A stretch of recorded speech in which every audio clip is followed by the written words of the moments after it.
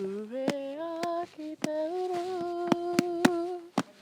kumea ki te tonga, hiki nuku hiki rangi e, hiki nuku hiki rangi e. Ko te prakitihi poi whakamutu ngā tēneki, I mua o te kanikani nui. Kua tau ngā piropiro, kei konei mātou e whakarite ana mō tō mātou tū hei te haurua mai te rua. Hei tāhine te kura te Aukaha, ko te kapa haka o Ngā Toka o Tirikawa, te tūhonotanga o te itihi kura Māori, me te itihi kura auraki, arā ko te kāreti o maunga nui me te kura o matapihi. Hei tāhine te kura te Aukaha, he tuatahitanga tēneki. Me te whakātu I tō mātou tuakiritanga, I tō mātou matapihitanga, whakakanohi ana e o mātou kaumātua, I tō tātou koro katahi anō ka hinga, koro Charlie timu, ai, pēnei, he, rimu rimu, tere tere. O ka āhua, like, tuaki. Ai, o poi me rere me tō tinana katoa, ka pai? Okay, toru, whā. Rimu rimu, tere tere, rimu rimu, tere tere, rimu rimu, tere tere, ka pai. Pai ake tērā?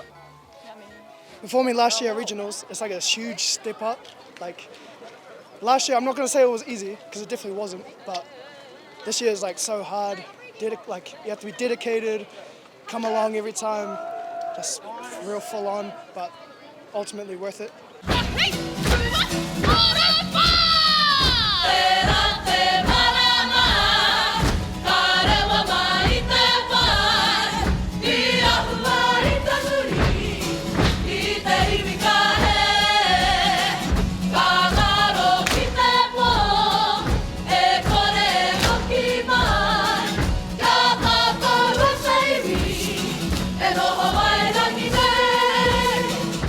He tauira a Nixon Avello, no te kāreti o maunga nui, ā ko tana wā tuatahi tēneki ki runga I te atamira āmotu. What happens with mainstream kura, there's a bit of a stereotype there. I think considering Matapihi and Mount Maunganui College, considering we came together, I think it really just broke down those barriers and really just brought us together as whānau and brought a lot of aroha.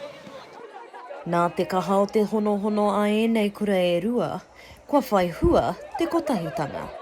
Kia hau nei he kaha mātou ngā tauira o Matapihi, o tira ka tino mau I te whakapono, koera tō mātou kurahuna.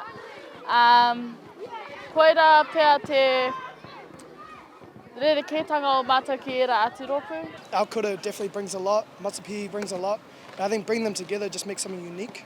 I think if you were to cut that, you're just going to destroy something very beautiful.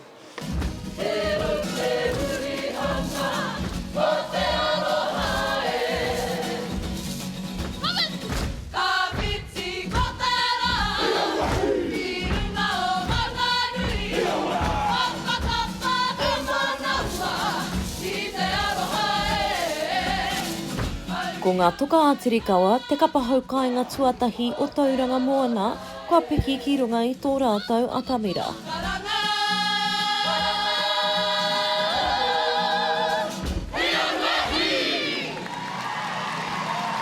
Mai o hapānapa, ma Aukaha.